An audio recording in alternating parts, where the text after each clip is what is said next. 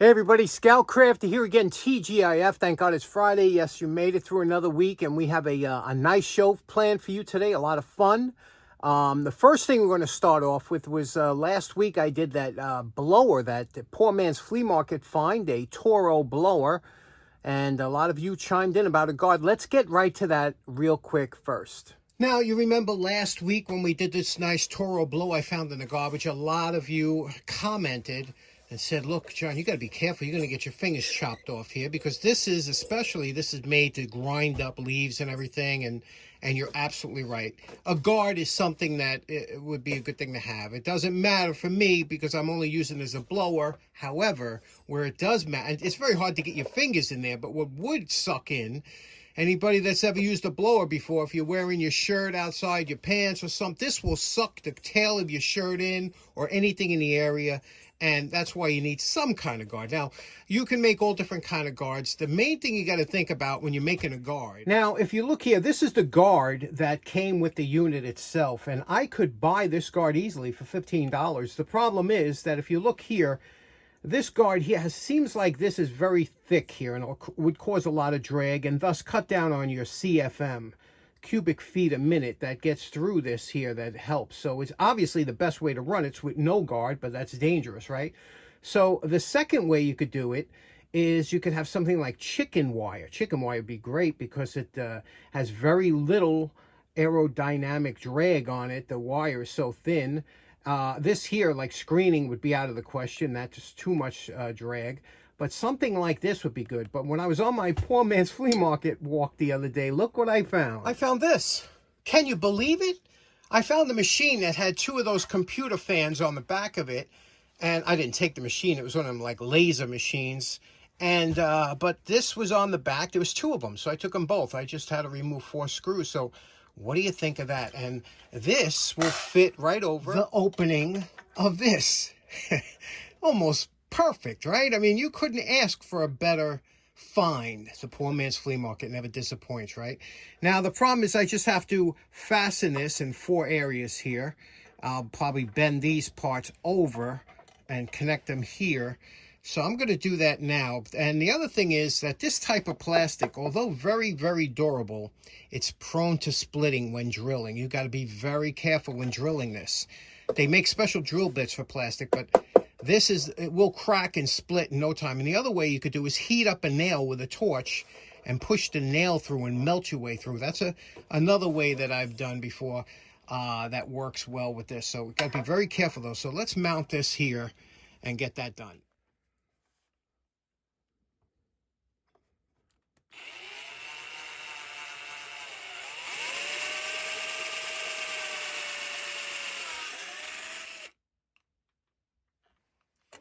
And there we go. We used 4 632 screws with nylock nuts in there so they can't come loose with the. And this is super hard. And you can see.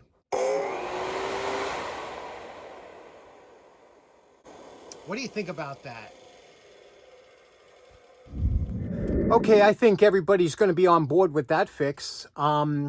Next up, I have a build that I've been planning for quite a while. Now, growing up in the old days, the movies and TV made us fear things that we would never come in contact with, you know, like piranha or rattlesnakes. From watching TV and adventures, you'd see these people coming in contact with tarantulas.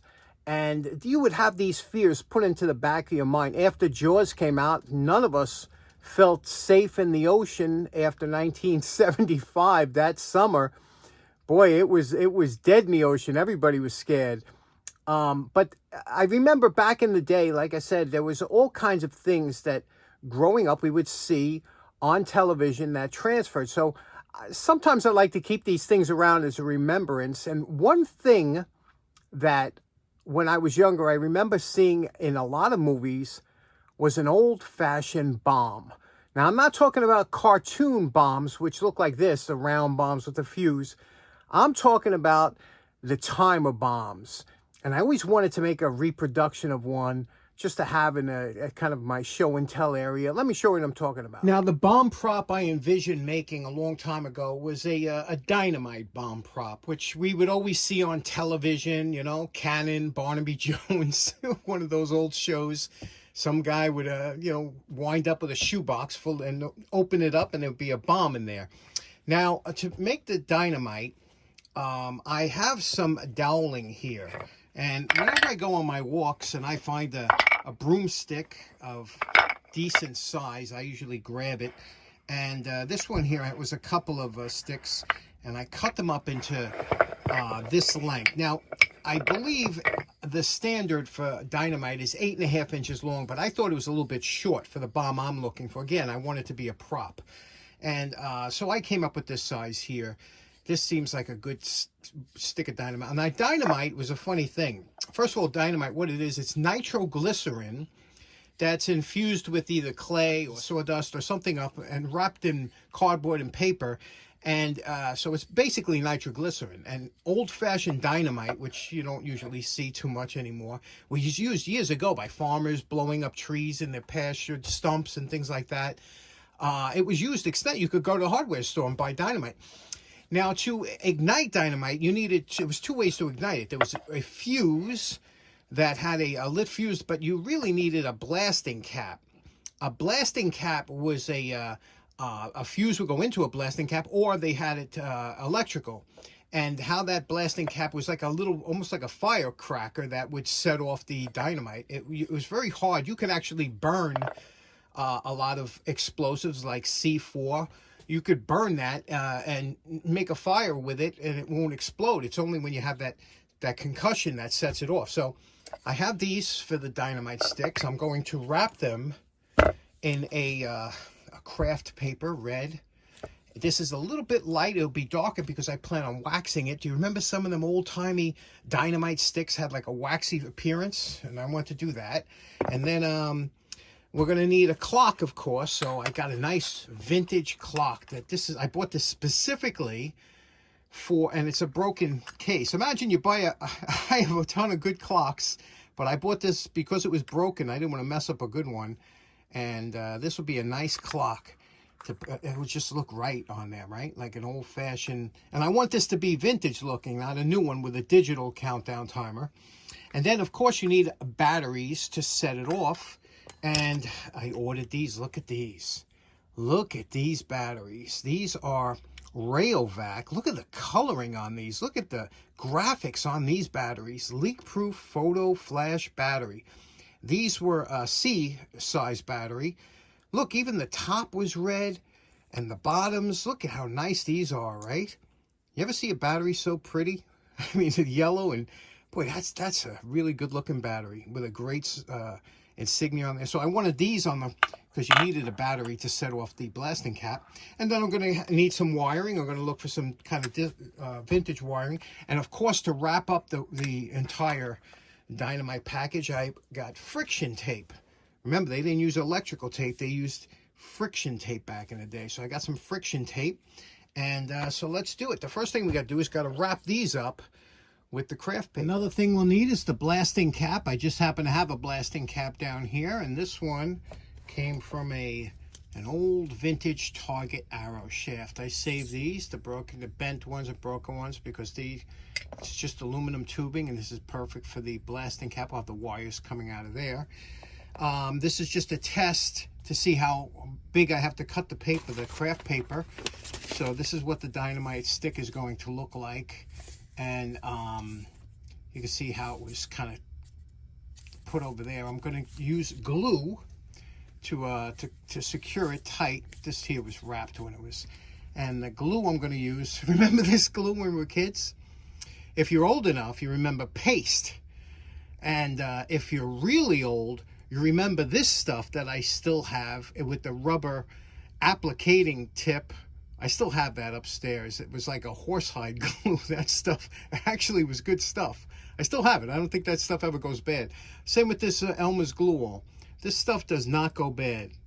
Another reason for this test stick here is because remember I told you I wanted that. They always had like a waxy appearance to it. So here I'm applying some Johnson's paste wax to here. and we will see how it darkened it, and it gave it that kind of sheen that old Dynamite sticks have. Now, I got to tell you the truth, I've never handled a Dynamite stick. I've handled C4. I've never handled a Dynamite stick, so I do not know what I'm just going by the prop look. But that's about right, right? Another thing to test besides the wax would be my favorite shop remedy is good old-fashioned shellac. Now, let's see what happens when that dries, how that looks.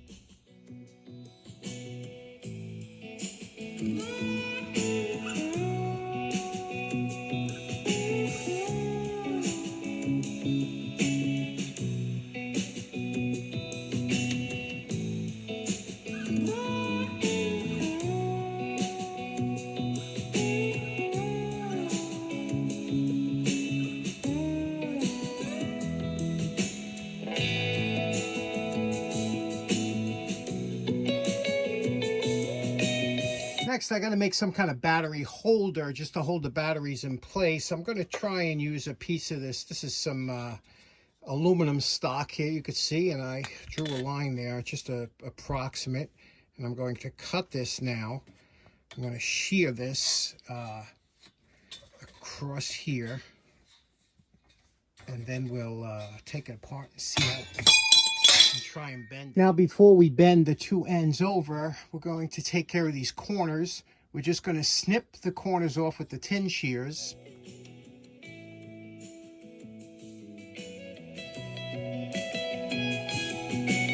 And then we'll take it to the belt sander and round those over like that. And then we'll just bend these two over there, and that'll somehow, we're going to see how we can keep those batteries intact. Okay, now I put it in the vise and I bent the two edges up, and then we have this here, and the batteries will fit in here like this.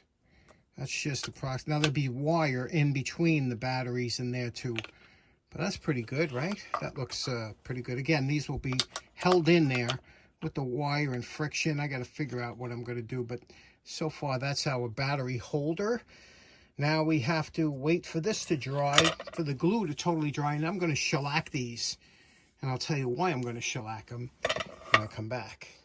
Now, the reason I'm shellacking them is so that the ink, when I put the ink on there, it will not bleed. Okay, we're upstairs in the attic, and now what we're going to try and do is this is my engraving machine. But what I thought we could do to put some lettering on the Dynamite is to remove the engraving. See this here? That's the tool. That's the mark that makes the engraving into whatever you're going to do. And there's a little vise that holds your piece.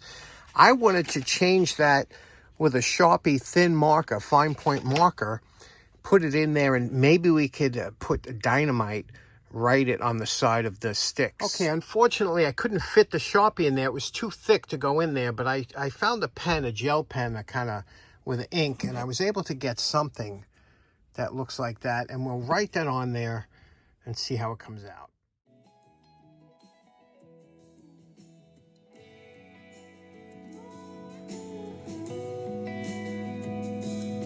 Okay, here's what the sticks look like now with the printing on there. And you can see here, I wrote Dynamite, different fonts, keep dry, grade A, explosive. I even have caution on some.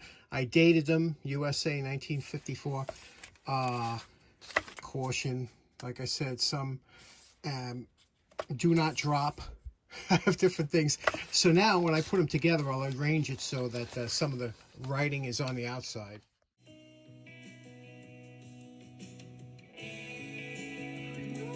And we're calling this project done. What do you think about this, huh?